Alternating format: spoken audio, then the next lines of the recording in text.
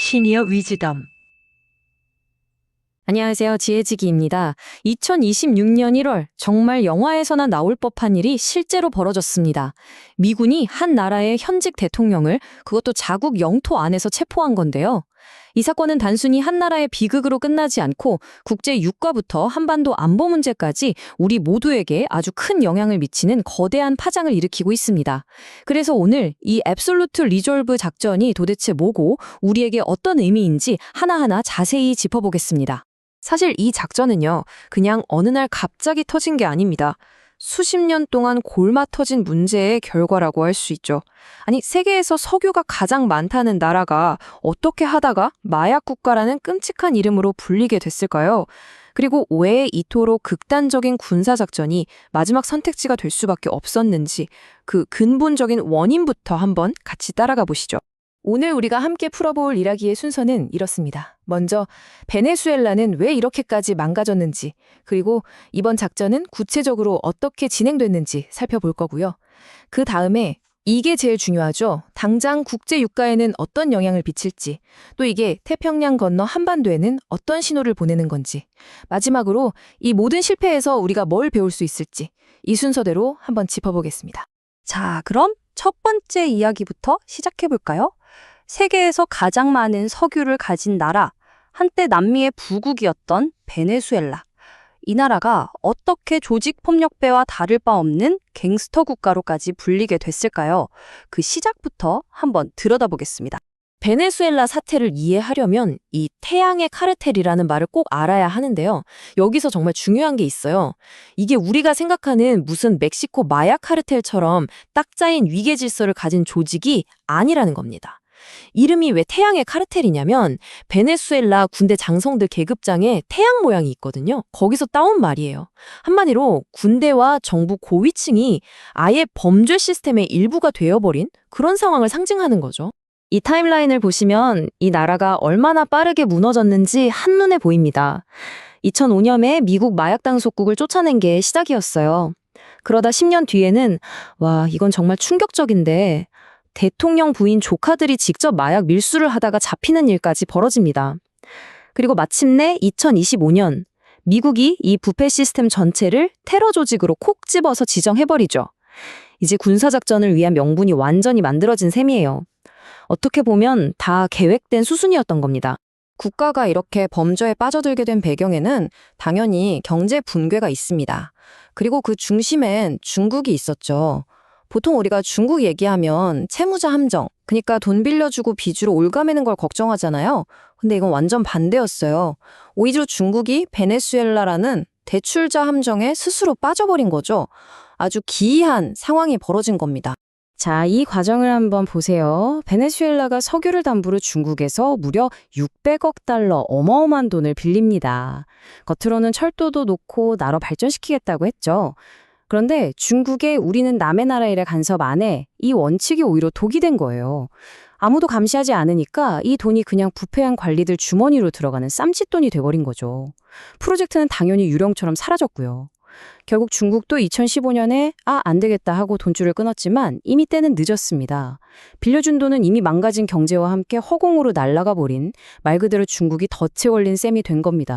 네, 그럼 이제 본격적으로 작전 자체로 들어가 보겠습니다. 미국이 왜 그동안의 외교적인 방법들을 다 버리고 이렇게 직접 군대를 동원하는 극단적인 선택을 했을까요? 그 명분과 과정을 한번 살펴보시죠. 모든 전쟁이나 군사 행동에는 그럴듯한 명분이 있어야 하잖아요. 미국이 꺼내든 카드는 무려 200년이나 된 먼로 독트린이었습니다. 원래는 유럽, 너희는 더 이상 아메리카 대륙에 간섭하지 마 이런 뜻이었는데 이걸 현대적으로 비튼 거죠. 우리 앞마당에서 벌어지는 범죄 국가는 절대 용납 못해. 이게 바로 트럼프 원칙입니다. 이렇게 베네수엘라의 마약 문제를 미국 안보에 대한 위협으로 딱 규정해버리니까 다른 나라를 침공했다는 비난을 피할 논리가 생긴 거죠. 작전 자체는 성공했어요. 마두로 대통령을 체포했으니까요. 하지만 그걸로 끝이 아니었습니다. 평화는 오지 않았죠.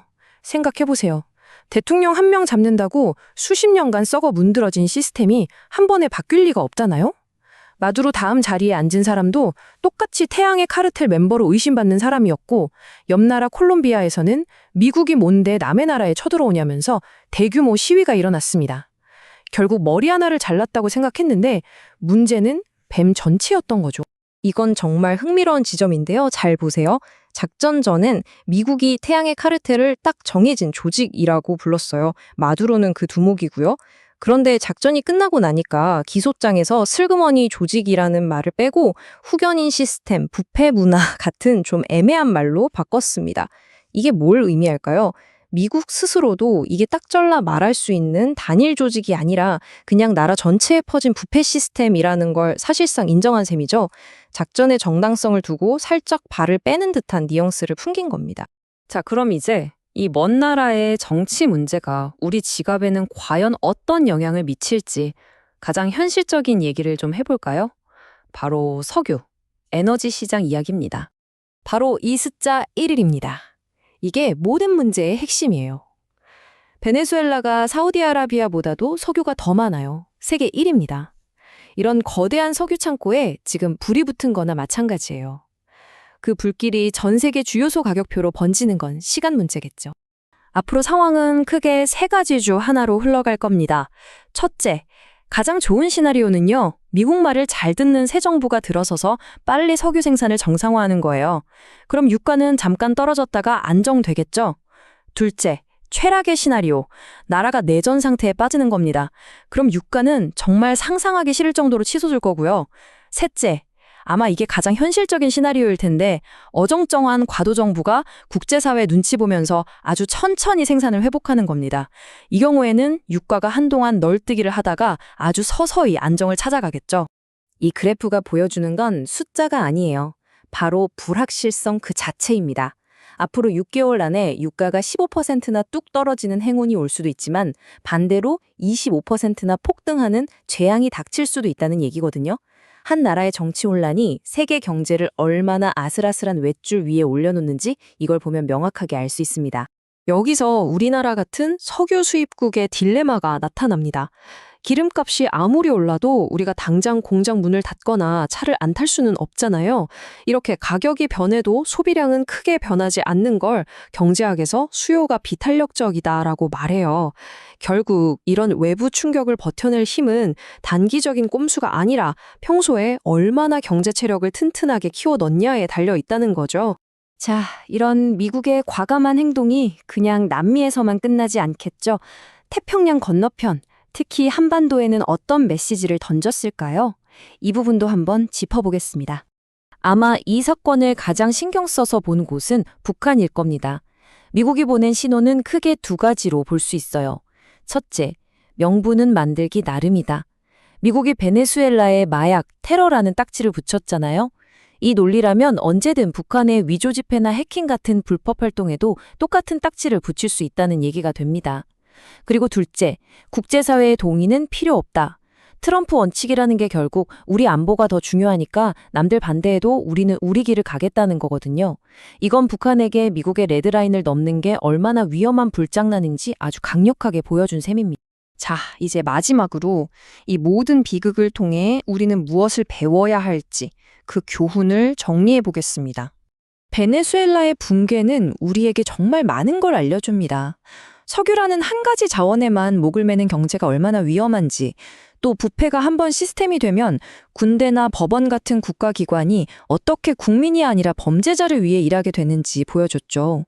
또 좋은 의도였을지 몰라도 중국식 원조가 어떻게 부패를 더 키우는 결과를 낳았는지도 알 수 있고요. 그리고 가장 무서운 건 한번 국가와 범죄가 한 몸이 되어버리면 이걸 다시 정상으로 되돌리는 게 거의 불가능에 가깝다는 겁니다. 결국 이 질문이 남습니다. 한 나라의 리더십이 무너지고 국가가 범죄와 하나가 됐습니다. 이 끔찍한 실패를 지켜본 우리는 과연 무엇을 배우고 어떤 선택을 해야 할까요? 오늘 제가 준비한 이야기는 여기까지입니다. 베네수엘라의 비극은 그냥 먼 나라 이야기가 아니에요. 리더십이 사라지고 시스템이 붕괴하면 어떤 끔찍한 결과가 오는지 보여주는 우리를 향한 생생한 경고일지도 모릅니다. 우리 사회가 같은 실수를 반복하지 않도록 계속해서 세상의 변화에 지혜롭게 주목해야겠습니다.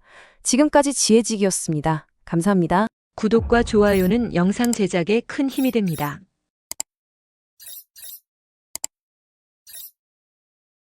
시니어 위즈덤